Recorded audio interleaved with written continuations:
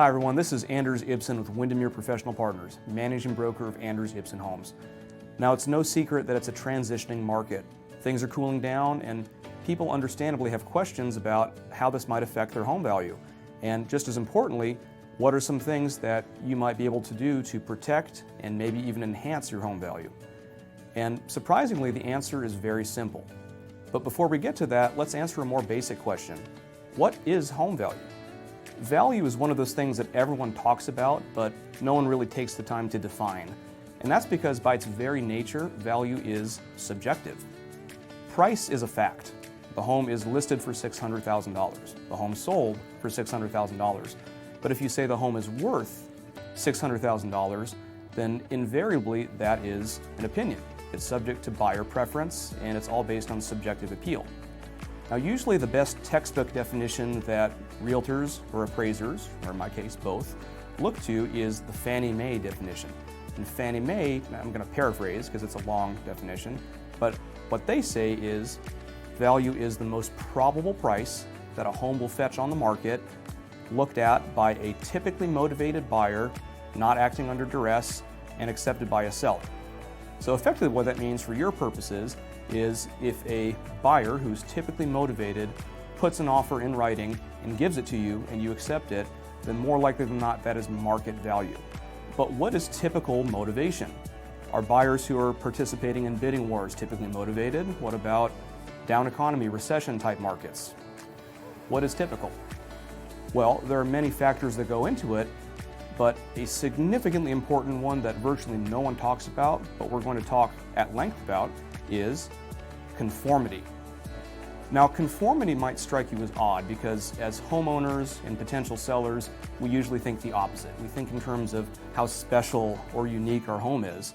But if you think about it, if you just use common sense, if your home is truly different, if your home is niche, if there's nothing like it on the market, then if you were to list it, buyers would have absolutely no frame of reference. They would have no prices to compare it against, no other competing properties to compare against, and that would actually hurt you from a marketing perspective in terms of your final sale price and certainly your time on market.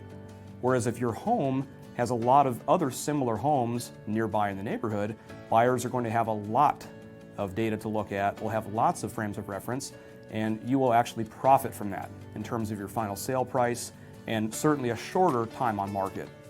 The key is understanding what other homes a buyer would consider buying if not yours. So in other words, if your goal, if nothing else, is to just maximize your market value and squeeze every last dollar out of your home sale, then a very good tactic you can use is just understanding what the competing properties are that are like your home and make your home as similar to those houses as possible. But what does that mean in plain speak for your particular house? Well, it's case by case, and that's where local knowledge really comes in. There are a variety of different things you can do, but let's just look at a couple of examples on the different extremes. On one extreme, let's look at tiny starter homes. Think less than 1,000 square feet, maybe just 2 bedrooms, little post-war bungalow or maybe a late craftsman. These are really common around neighborhoods like South Tacoma or even parts of the North End like Highland Hills or even some parts around Proctor. Now, what you'll notice if you're just looking online at tiny starter homes is a great deal of them, I'd say more than half, are actually fairly updated, at least cosmetically. Nothing extreme usually, but usually you can find things like newer flooring, carpet, LPV. You'd probably put in granite counters, maybe even quartz, new cabinetry, new paint. And you have to stop and think, why? Well, who is primarily interested in small little starter homes like that? Disproportionately, it's first-time buyers. Do first-time buyers have the same kind of assets as more experienced buyers that already have home equity in another property, for example? Or are first-time buyers less likely to have those kinds of assets? Or put another way, does a first-time buyer who has saved up for that down payment and then purchased their first home, do they have another spare $20,000 or $30,000 just lying around for a kitchen remodel? So I'm not saying that dated properties won't sell to first-time buyers, but first-time buyers disproportionately are more attracted to updated condition because all things being equal, they want their nice things on the front end at the time of purchase. So the implication for you, dear viewer, if you happen to have a property you're considering selling that might be more conducive to first-time buyers, whether it's a smaller bungalow or some other kind of property that statistically first-time buyers are more inclined to look at. If your property has some deferred maintenance, or if it's maybe just dated and doesn't look quite as updated as the competition, then perhaps making some strategic updates, at least to the cosmetics and certainly to structural deficiencies, might actually be a very good return on investment for you, because you're making your home conform more to the expectations of buyers in that market segment.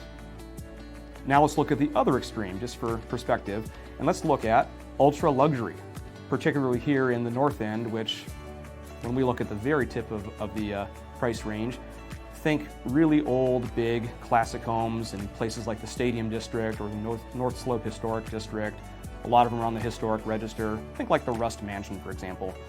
And what you often find is that while condition certainly matters, upscale buyers certainly like their higher end Viking or Wolf appliances or heated tile flooring or travertine or what have you. What they're disproportionately looking for are timeless pieces of architectural workmanship that you can't find anywhere else. And I'll give you an example of that. It's a story I come back to. It was a number of years ago. I was touring one such home in the North End. I won't mention the address. And this was a 100-plus-year-old home built in the Timber Baron era.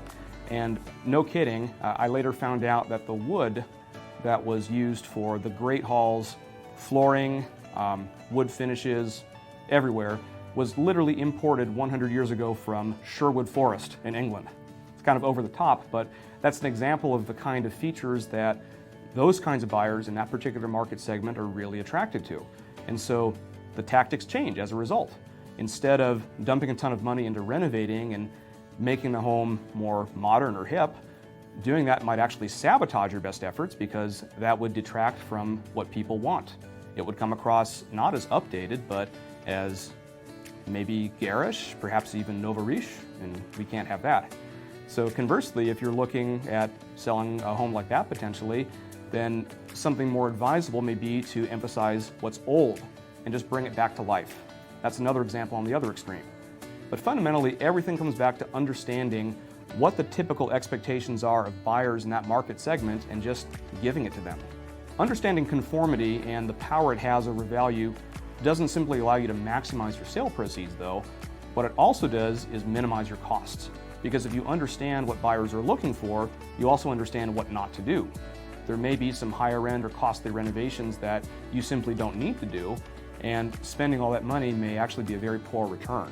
So understanding the demand in your particular market segment for your kind of property is essential, not only to making the most money, but also saving time and definitely cost. As you can imagine, there is a lot of subtlety and there are many finer points to selling any kind of home, but especially in very unique neighborhoods with many different sub-pocket neighborhoods like here in the North End. So if you're ever curious, not even necessarily about selling, but just exploring what it means to enhance your home value, or even if you just might need a referral for a reputable contractor who can help do any of that work, you're always welcome to reach out to me. You can call, text, or email me anytime. Thank you so much for watching. Keep the questions coming, and have a very beautiful holiday season.